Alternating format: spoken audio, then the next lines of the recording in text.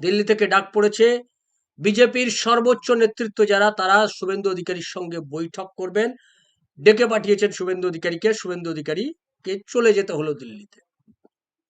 এই চলে যাওয়া, শুভেন্দু অধিকারী দিল্লিতে গেলেই মমতা ব্যানার্জির বুক কাঁপতে শুরু করে। বুক দুরু দুরু, বুক মাথায় গুড়ু গুড়ু। ভাইপোর এখন শুরু শুরু। ভাইপো কি করবে সেই আতঙ্কে রয়েছে। গোটা রাজ্যের তৃণমূল কংগ্রেসের এখন নজর দিল্লিতে, কান পেতে রয়েছে। আমি কান পেতে রই।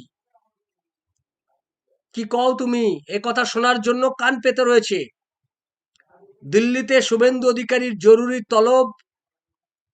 27শে মার্চ অমিত শাহ কলকাতায় পশ্চিমবাংলার পদার্পণ। আরএসএস বিজেপির সমন্বয় বৈঠক।